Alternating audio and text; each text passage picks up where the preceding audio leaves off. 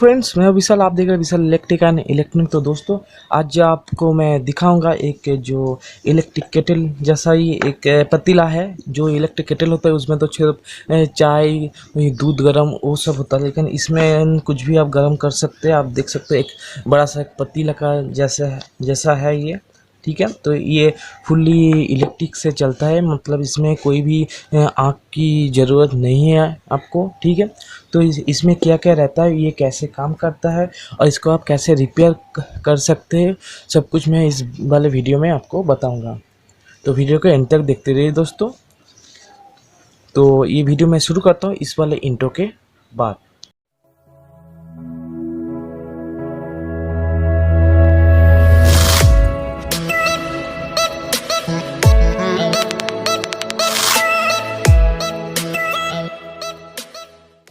तो देखिए दोस्तों, ये जो मेरे पास एक जो पतीला है ये प्रेस्टीज कंपनी का है। ठीक है, तो ये कैसे काम करता है, तो इसके साथ आपको एक नीचे एक ऐसा एक स्टैंड मिलता है। तो इसमें एक ये वायर यहाँ पर अटैच रहता है। इसको आप थोड़ा सा बड़ा भी कर सकते हैं, देखिए बहुत बड़ा भी हो सकता है। ठीक है, उसके बाद ठीक है, तो आप यहाँ पर देख सकते हैं एक गोल जैसा कुछ चीज़ है। तो अंदर के जैसे अंदर यहाँ पर दो टर्मिनल लगे हुए हैं, देखिए यहाँ पर दो टर्मिनल, वो दो टर्मिनल ये वाला जो 3 पिन प्लग से अटैच है। और ये जो पतीला है, पतीले के नीचे भी आप देख सकते हैं वैसे ही एक गोल सा एक चीज़ है जो क्या करता है, इसके ऊपर ये बैठ जाता है। तो आप जब इसको प्लग में देंगे तो ये गर्म होना स्टार्ट कर देगा। तो इसमें क्या क्या है देखिए, यहाँ पर इसका जो यहाँ पर जो नीचे की तरफ इसका जो हीट का जो एलिमेंट है, हीट एलिमेंट नीचे है। और पूरा ये स्टील का पतीला है, ठीक है, जिससे ये बहुत जल्दी जल्दी गर्म होगा।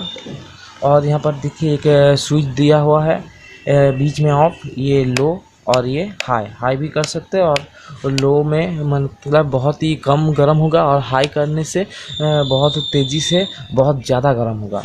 और यहाँ पर इंडिकेटर है, जब आप लो में करेंगे तो नीचे वाला इंडिकेटर जलेगा, जब आप हाई में करेंगे ऊपर में तो ऊपर वाला एक छोटा सा इंडिकेटर है वहाँ वो जलेगा।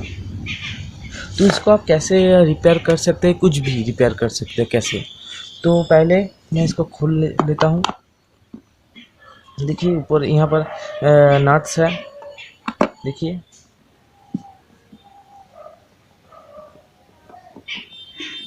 ठीक है। दो स्क्रू मैंने खोल लिया हूँ, तीसरा वाला खोल रहा हूँ।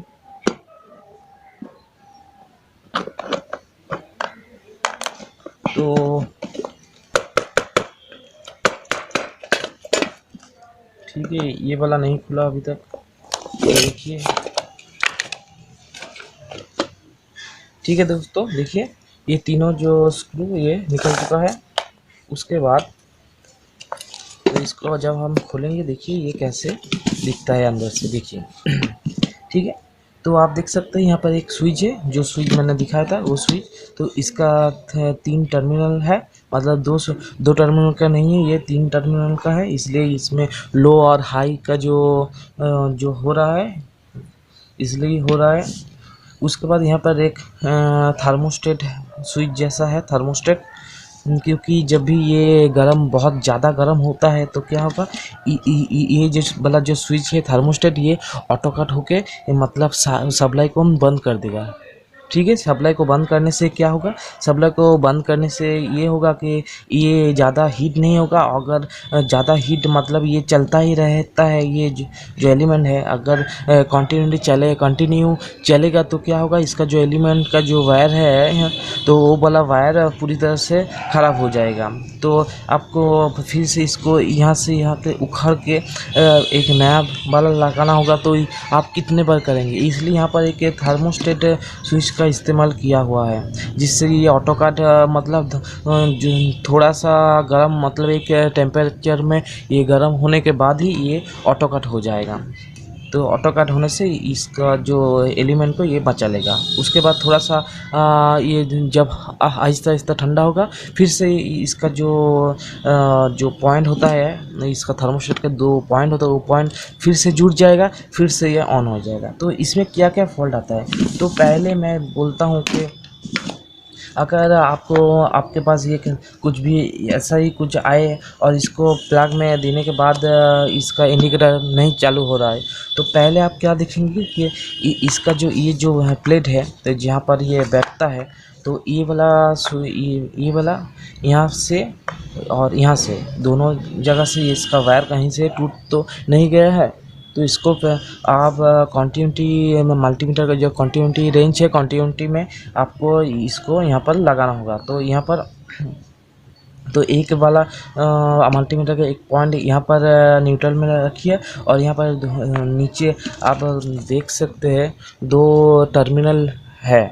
छोटा, बहुत ही छोटा है, आपको दिखाई नहीं देगा, लेकिन आप जब रिपेयर करेंगे तब देख लेना। तो यहाँ पर देखिए एक एक जगह में कि इसका वायर ठीक है या नहीं। अगर वायर ठीक नहीं है तो इसको क्या करेंगे, यहाँ से देखिए यहाँ पर स्क्रू लगा हुआ है, तो इसको खोलने से ये पूरा बाहर निकल के आएगा। तब आप चाहेंगे तो इसका जो वायर को वे पूरा केबल ही चेंज कर सकते हैं अगर ख़राब हुआ तो, ठीक है। उसके बाद देखिए, उसके बाद अगर कि आपका ये वाला ये काम कर रहा है, लेकिन इसमें जो आप हाई में दे रहा है, हाई मोड में, तो ये इसका इंडिकेटर जल रहा है और इसका जो हीटिंग एलिमेंट है ये भी गर्म हो रहा है। लेकिन इसको जब लो में कर रहे हैं तो इसका इंडिकेटर नहीं जल रहा है और इसका ये गर्म भी नहीं हो रहा है। इसका मतलब क्या होगा, तो इसका मतलब आपका ये जो स्विच है, ऑन ऑफ स्विच, इसका प्रॉब्लम है, ठीक है। तो इसको आप चेंज कर लीजिए, तो आपका जो प्रॉब्लम है वो चल जाएगा।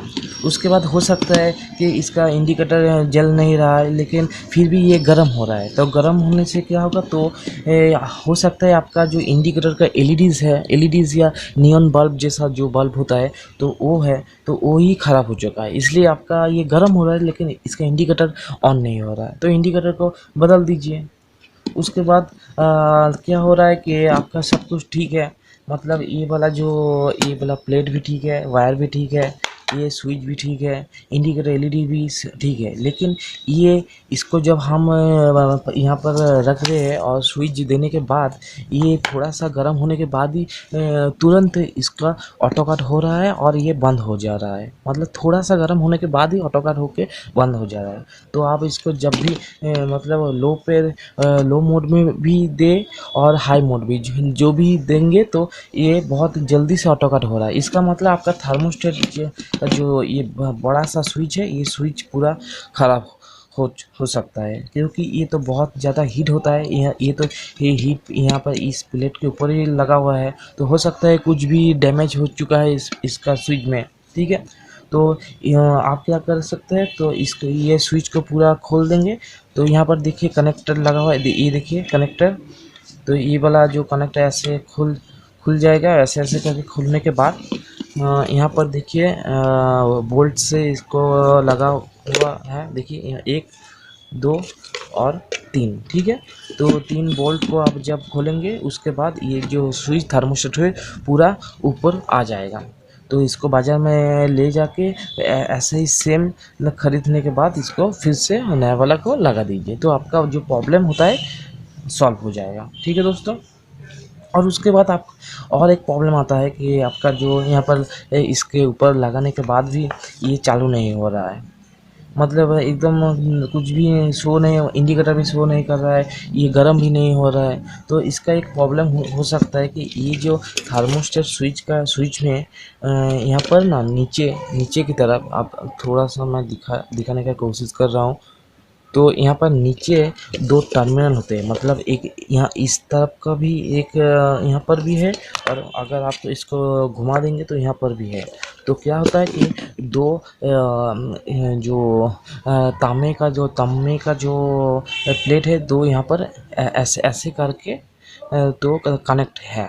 तो जब भी ये थोड़ा सा गर्म होता है तो क्या होता है, वो वाला जो कनेक्शन है वो थोड़ा सा हट जाता है। हट जाने के बाद ये वैसे ही ऑटोकाट का जो फंक्शन है वैसे ही काम करता है, मतलब थर्मोस्टेट का वैसे ही ये काम करता है। मतलब यहाँ इसमें दो टर्मिनल होते हैं जो आपस में जुड़े हुए हैं, लेकिन जब भी ये थोड़ा सा गर्म होगा तो ये आपस में ये इसको छोड़ देगा, ठीक है।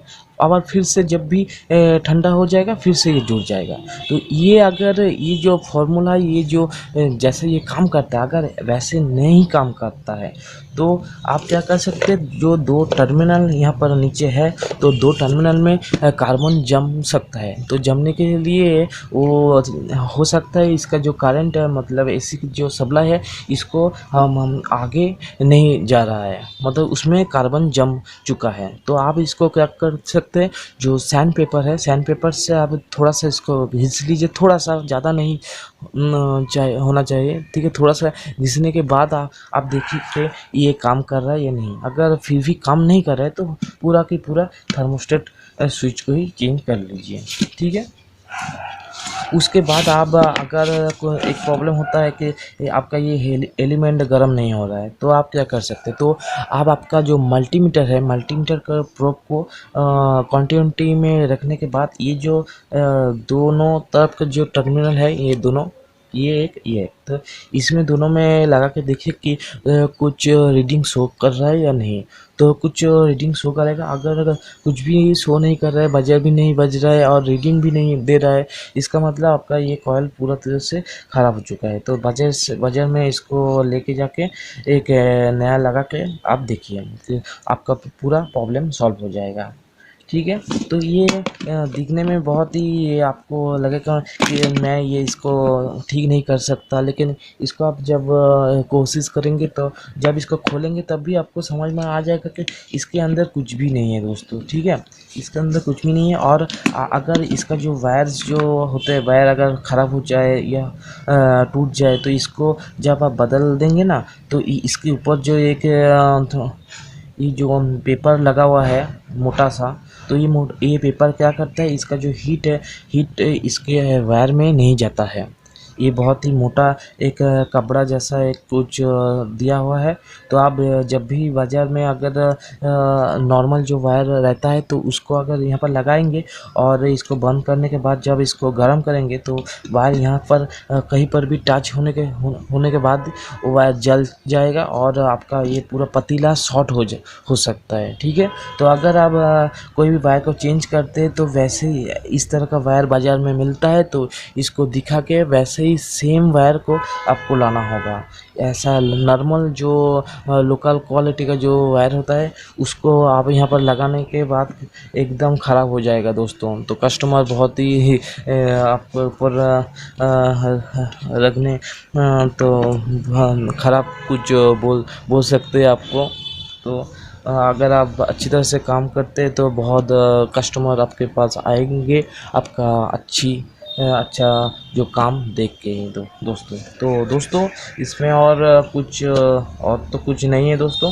तो मैंने सब कुछ बता दिया, इसको कैसे खोलते हैं, कैसे फिटिंग्स करते हैं, सब कुछ। तो दोस्तों ये वीडियो अगर आपको पसंद आए तो प्लीज़ इसको लाइक और शेयर कीजिए, और मेरे जो चैनल का जो सब्सक्राइबर बहुत ही कम है उसको थोड़ा सा बढ़ा दीजिए। 1000 सब्सक्राइबर तो मुझे चाहिए ही चाहिए। तो प्लीज़ इसको फुलफ़िल कर दीजिए। और बहुत दिन के बाद मैं ये वीडियो बना रहा हूँ, बहुत दिन के बाद। तो इसके बाद मैं एक वीक में एक वीडियो तो मैं लाऊंगा ही लाऊंगा। तो चलता हूँ दोस्तों, मैं ऐसे ही नई मज़ेदार वीडियो लेके फिर आऊँगा कोई ऐसे ही, ठीक है। तो इसको थोड़ा सा लाइक कीजिए। तो चलता हूँ दोस्तों।